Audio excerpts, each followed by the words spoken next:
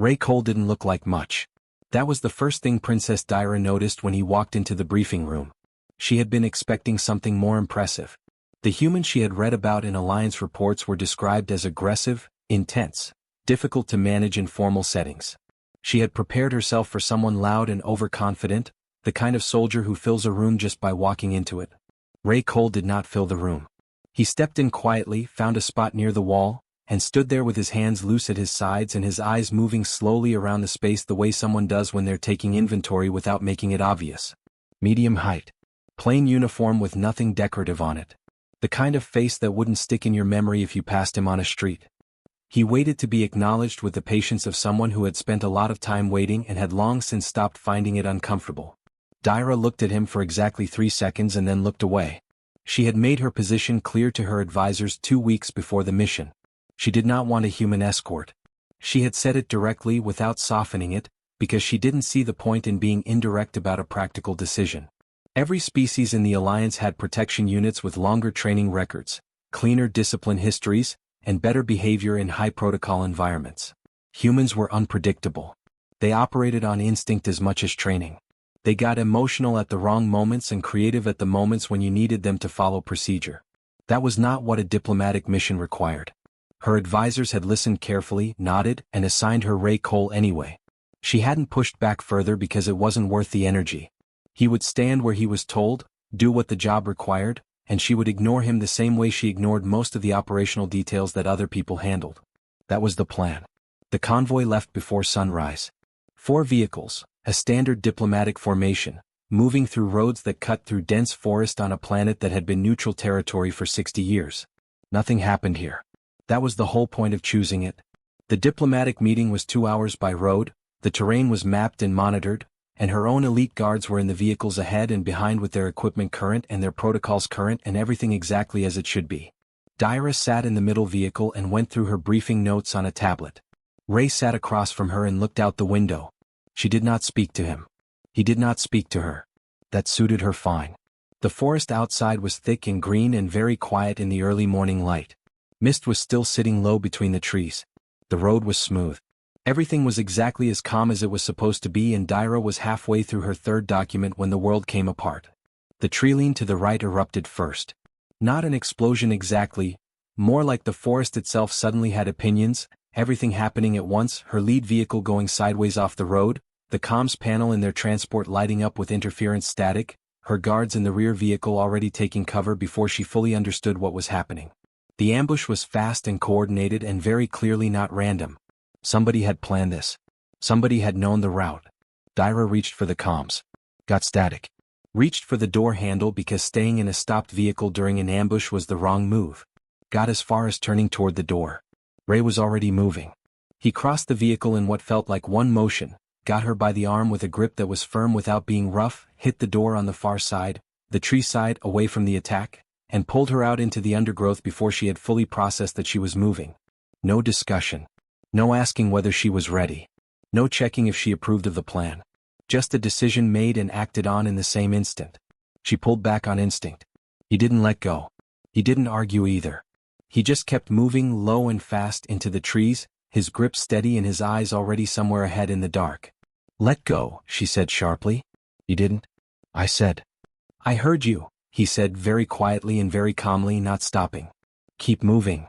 Behind them the sounds of the ambush were already changing, her guards' formation collapsing, vehicles disabled, the clean organized convoy she had left 30 seconds ago now completely unrecognizable.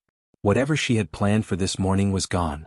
The trees closed around them and Ray Cole kept moving, and Dyra, for the first time in a very long time, had no choice but to follow someone else's lead.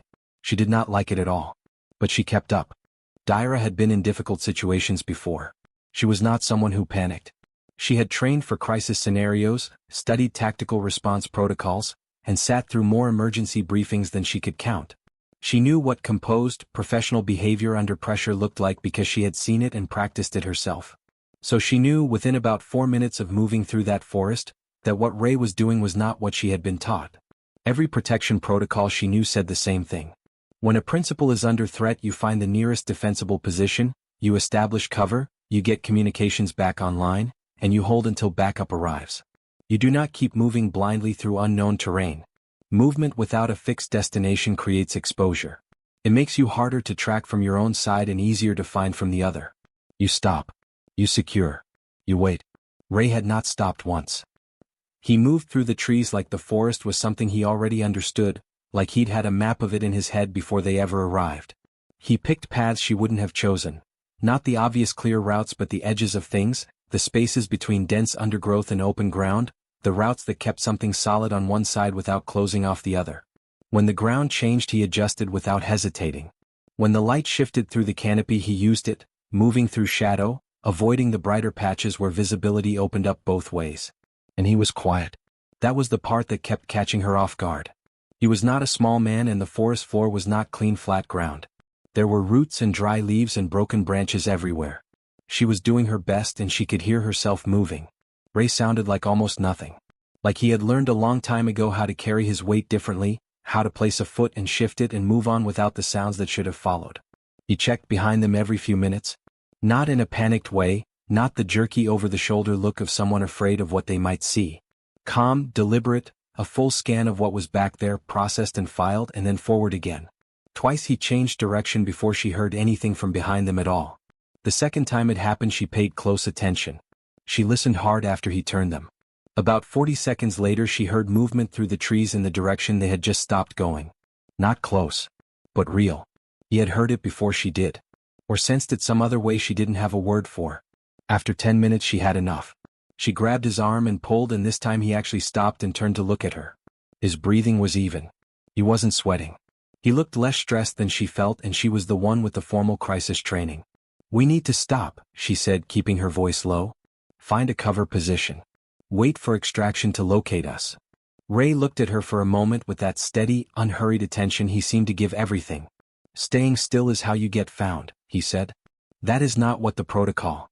"Their trackers are good," he said, not unkindly but not leaving room for argument either.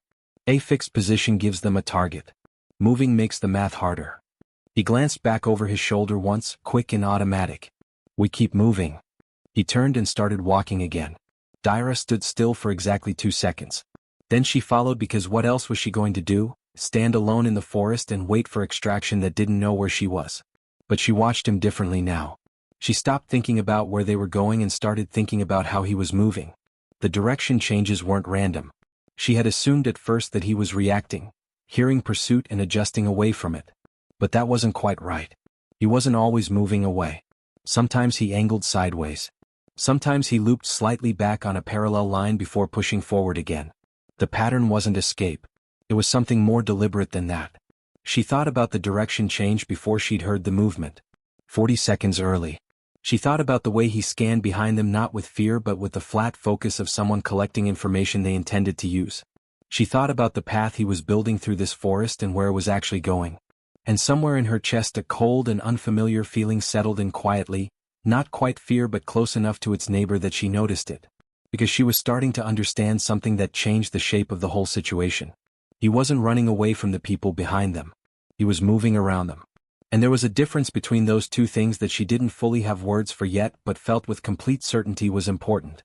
She kept up. She kept watching. And she kept that feeling to herself because there was no one out here to say it to except Ray Cole, who already knew. Dyra was not someone who accepted things without checking them first. It was something her instructors had noted about her from a young age. Not stubbornness exactly. More like a deep and permanent need to verify. To test. To see something work before she decided it was real. It had made her difficult in classrooms and extremely effective in everything that came after. So she tested him. She asked him to slow down near a narrow ridge, using the excuse that she needed a moment to get her footing on the uneven ground. It was a reasonable thing to say and he accepted it without question. She used the pause to watch his eyes. He didn't look back the way they came. He didn't look at the ground or at her. He looked off to the left, through a thick wall of trees where the shadows were deep enough that she couldn't make out anything specific. Just forest. Just dark.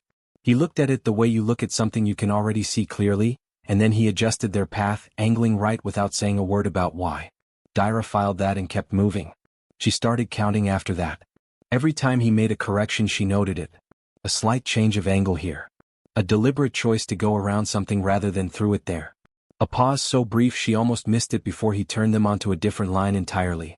She tracked each one carefully, the way she tracked data in briefings, building a picture from the pieces.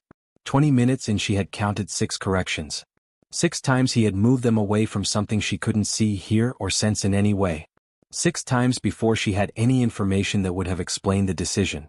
And every single one had been quiet and precise and completely without hesitation, like he wasn't reacting to new information but working from something he had already mapped out in his head. She thought about that for another few minutes. Then she decided to stop thinking around the question and just ask it. How many are there? Ray didn't break stride. 8, he said. Dyra kept walking. How are they spread? 4 came in from the north road when the convoy stopped. 3 pushed through the east tree-line about 30 seconds after the first hit. 1's been running a wide circle since the start, trying to get around in front of us. He glanced briefly to the right. He's been adjusting every time we change direction. Is good. Better than the others.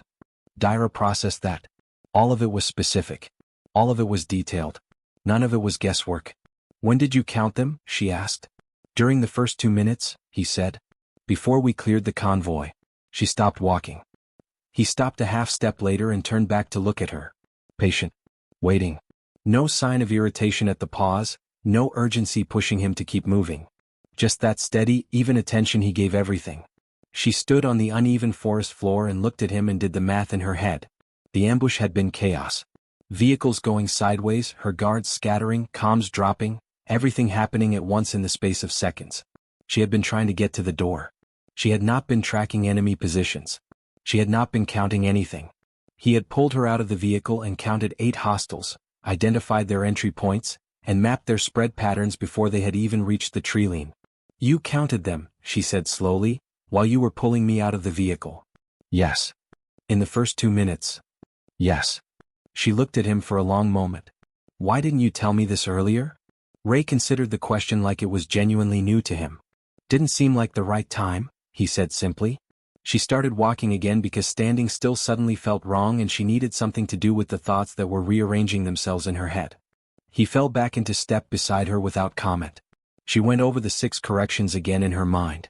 Mapped them against what she now knew about the 8 positions he had counted. And the picture that came together from those 2 sets of information made the cold feeling in her chest come back and settle in deeper than before. He hadn't been avoiding them randomly. Every correction had been specific. Every angle change had been deliberate. He had been holding a map in his head since the first 2 minutes of this and navigating against it in real time, adjusting as the positions shifted, staying out of lines that she hadn't even known existed. She thought she had been following him through the forest. She was only now understanding that she had been following him through something much more specific than that. Are we running? She asked. She kept her voice level. She wanted an honest answer and she knew that the way you asked a question changed the kind of answer you got. Ray looked at her. Really looked at her, for the first time since they'd entered the forest. Not the quick functional glances he'd been giving her to check she was keeping up. A full look, direct and calm, with something behind it that she found very difficult to read and very impossible to look away from. His face was completely still. Not the stillness of someone suppressing something, not tension held in place. Just genuinely naturally still. Whatever was happening inside him right now had nothing to do with fear and nothing to do with confusion and nothing to do with any of the things she would have expected to see in someone being hunted through a forest by 8 armed hostiles. No, he said. One word. Flat and simple and absolutely certain. He looked back to the left at the tree-line at something she still couldn't see. I've been circling their lead tracker for the last 20 minutes. A short pause. The one running the wide arc. The good one. He checked something on his wrist without looking away from the trees. Because now I know exactly where he is. Dyra stood very still. She thought about the word circling. Not avoiding. Not running parallel to. Circling. Moving around a fixed point in a deliberate pattern until you know that point better than it knows you. She thought about 20 minutes. He had been doing this for 20 minutes while she thought they were escaping. She thought about the way he had said the good one with something that wasn't quite respect but was in the same neighborhood, the way you talk about a problem that is genuinely interesting to you. She opened her mouth. Closed it. There were several things she wanted to say and none of them felt like quite the right thing. Ray was still looking at the tree-line to the left. He looked focused and patient and completely at ease in a situation that should not have produced ease in any living creature. Dyra said nothing. She just stood there in the quiet forest and let the full shape of what was happening land on her properly for the first time. They were not the ones being hunted right now. They hadn't been for a while. Ray stopped at a wide flat rock near the base of a slope and looked at it for a moment like he was confirming something he had already decided. Then he turned to Daira and spoke in a low even voice that had no urgency in it and no hesitation either. "Stay behind this rock," he said. "Don't move from this position. If something comes from the north side before I get back, move downhill to the left and keep the slope behind you." He paused to make sure she was following. "Don't use the weapon unless you have no other option. Sound carries further than you think out here." 3 instructions. Simple and clear, the way you talk to someone you have already decided is capable of following through. Not the careful, over-explained way people talk when they're not sure the other person is going to be okay. Just the facts, delivered straight, and then he was already moving on to the next thing. He reached into his jacket and held out his secondary weapon. She took it. It was lighter than she expected and warm from being against his body. He looked at it in her hand for half a second, just checking her grip, then looked back up at her face. "I'll be back," he said. "Not I'll try to be back. Not wait for me if you can." Just a simple flat statement of fact, delivered with the same tone you use when you tell someone you are going to the next room and will return shortly. Then he turned and walked into the dark between the trees, and the forest took him almost immediately, his outline there and then not there, swallowed by shadow and distance before she had fully processed that he was gone. Daira pressed her back against the rock and listened. For the first 2 minutes there was nothing. Just the normal sounds of the forest, wind through the upper branches, something small moving in the undergrowth far off to the right, the distant baseline of ambient noise that had been running underneath everything since they entered the trees. She catalogued it automatically, the way her training had taught her, building a map of the soundscape so she would know when something in it changed. She didn't have to wait long. The first change was subtle. A section of forest sounds to the northeast went quieter. Not silent, just slightly less than it had been a moment before, like something in that direction had decided to stop moving. She marked it and kept listening. Then quieter still. She had expected a fight to sound like a fight. She didn't know exactly what she had been bracing for, but somewhere in her mind she had pictured noise. Movement. The kind of sounds that 2 people or more make when things become physical and fast and desperate. She had heard combat sounds before from a distance, knew what they were, had mentally prepared herself for that version of the next few minutes. What she got was silence. Not all at once. Gradually. In pieces.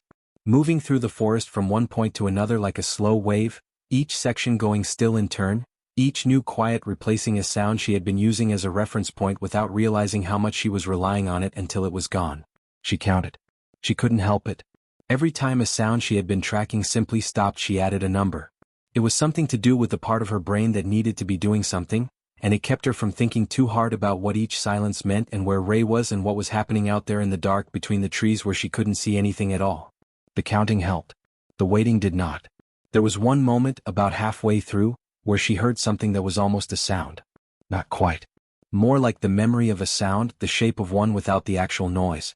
It came from the west side, in the direction of the one he had called the good one, the tracker running the wide arc. It lasted less than a second. Then that section of forest went quiet too. After that the waiting was different. Heavier somehow. The forest around her was almost completely still now in a way that felt less like nothing happening and more like everything already having happened. She sat with her back against the rock and the weapon in both hands and counted the silences she had collected and waited. She heard him before she saw him. Not because he was loud. Because she was listening for specifically him by that point, and she caught the faint specific rhythm of his footsteps in the undergrowth. Unhurried. Evenly spaced. The walk of someone who is not being chased and is not in a hurry and knows exactly where they are going. Ray stepped out from between the trees and came back to the rock. She looked at him carefully. His breathing was even. His face was the same as when he had left, that steady, settled expression that seemed to be his natural resting state regardless of what was happening around him. He looked like a man who had gone out to do a specific job, found it roughly what he expected, and completed it. There was nothing scattered about him, nothing unsettled, nothing that suggested the last however many minutes had cost him anything he wasn't prepared to spend. He looked at her first, checking the way he had been doing since the convoy, making sure she was okay before he said anything else. "Path's clear," he said. Daira looked at him steadily. "How many?" she said. It came out flat, not really a question because she already knew the shape of the answer and just needed him to confirm it. 8, he said. She held his eyes. "All of them?" He didn't look away. "Yes." She sat with that for a moment. It. The number he had counted in the first 2 minutes off a burning road while pulling her through a vehicle door. The number he had carried in his head for the entire time they had been moving through this forest. All of them accounted for. All of them handled. By one man, alone, in the dark, without noise and without hurry and without anything that sounded like a struggle from where she had been sitting. There were things she wanted to ask. There were things she wanted to say. Several of them were forming in the back of her mind, serious and considered, the kind of questions that deserved real answers. None of them felt right for this exact moment. "Okay," she said. She pushed off the rock and stood up and handed his secondary weapon back to him. He took it, checked it once out of habit and put it away. Then he looked at the path ahead and she fell into step beside him and they moved out of the clearing and back into the trees toward the extraction point. The forest was very quiet around them now. Daira walked and said nothing and thought about 8 silences she had counted from behind a rock and the man walking next to her who had come back from all of them with the same expression he had left with. She had spent a long time deciding what she thought humans were. She was going to need to start that process over from the beginning. The extraction team found them at the secondary rally point 43 minutes after Ray said the path was clear. 2 vehicles, a medical unit, for soldiers who moved fast and professional and didn't ask unnecessary questions. Somebody back at command had done their job well. Daira noted that and filed it away for later. She went through the post-incident protocols efficiently because that was how she handled most things. Medical check first, which she sat through with patience even though she already knew she was fine. Equipment inventory. Preliminary incident report filed on a tablet in the back of the extraction vehicle while the forest moved past the window and Ray sat across from her saying nothing and looking out at the trees the same way he had looked out at them that morning, like they were just trees and nothing more complicated than that. She didn't ask him anything on the ride back. She had questions. She had several of them, organized and specific, the kind that deserved proper answers in a proper setting. But the vehicle was not that setting and she was tired in a way that had crept up on her without asking permission and she decided that the questions could wait until she had slept. Ray didn't seem to need anything from her either. He just sat there, quiet and settled, and eventually closed his eyes for most of the ride back. She watched him sleep for about a minute, found it mildly irritating that he could do that so easily after the kind of evening they had just had, and then looked back out her own window and let herself be tired in peace. The formal debrief was scheduled for the next morning. Daira was there 5 minutes early, which was how she always arrived to things, and sat across from her senior commander in a plain room with a table and 2 chairs and a recording unit running in the corner. Commander Dale was older, careful, the kind of person who listened more than he talked and asked follow-up questions that were always better than the first ones.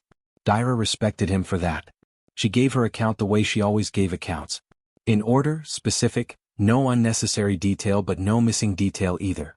The convoy formation and the timeline. The ambush, the point of first contact, the scatter pattern of her guards, the communication loss. She described the egress from the vehicle and the movement into the forest and the decisions made during the time they were out there. She was precise about all of it. That was not the hard part. The hard part was when she got to Ray. Commander Dale leaned forward slightly, the way he did when he was moving to something he considered important. "The human escort," he said. "Did he perform adequately?" Daira stopped. The word sat in the room between them and she looked at it for a moment the way you look at a tool that is completely wrong for the job in front of you. Not a bad word in general.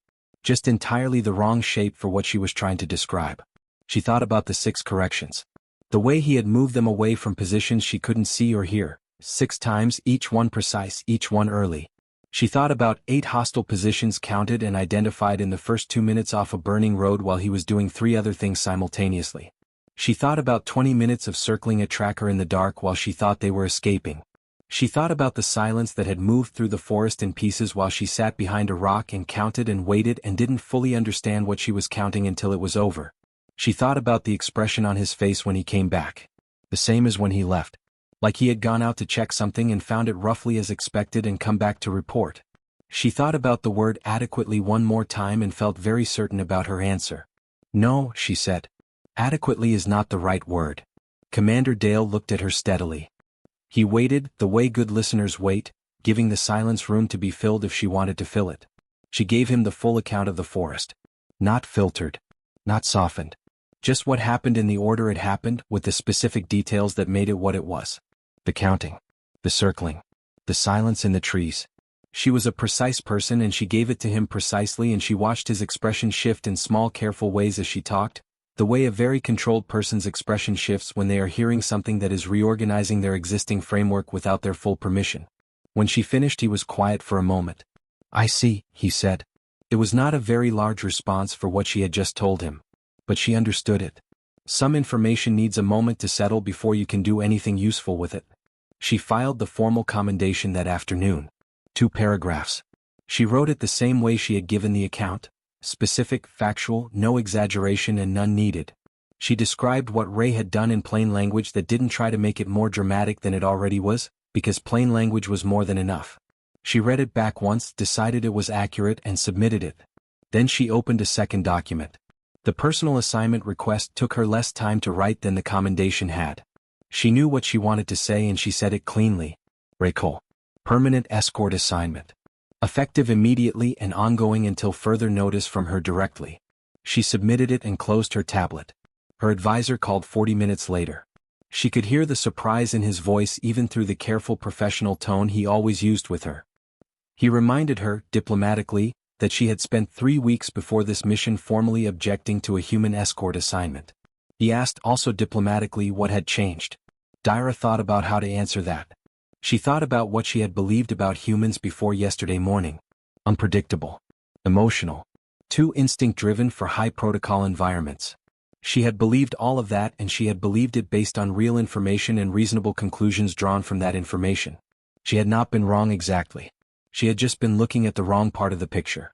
She thought about what instinct actually looked like when it was old enough and deep enough and trained well enough. Not reckless. Not loud. Not the chaotic unpredictability she had been warned about. Something quieter than that. Something that counted 8 positions in 2 minutes and spent 20 minutes circling a problem in the dark and came back afterward with a level heart rate and the same face it left with. Something that didn't panic because the part of it that might have panicked had been replaced a long time ago with something steadier and older and considerably more patient. I saw what humans look like, she said, when they stop holding back. She set her tablet down on the desk. I want one on my side. Her advisor was quiet for a moment. Then he said he would process the request.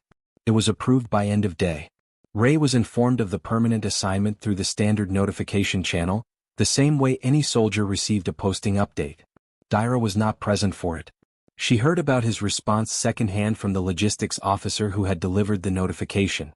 He had nodded once. Then he had asked what time he should report in the morning. No questions about the nature of the assignment. No reaction to the fact that the same person who had refused his presence 3 weeks ago was now requesting him permanently. No indication that any of it was surprising or significant or worth commenting on. Just a nod and a practical question and then back to whatever he had been doing before the notification arrived. Dyra heard all of this and thought about it for a moment. Then she almost smiled. Not quite. But close enough that the officer who told her about it looked briefly uncertain about what he had just seen on her face and decided not to ask. She had a briefing in an hour. She picked up her tablet and pulled up her notes and got back to work. Outside the window the sun was going down over the base and somewhere across the compound Ray Cole was probably doing something ordinary and unremarkable and completely unbothered by everything that had happened since yesterday morning. Dyra found, somewhat to her own surprise, that she didn't mind that at all.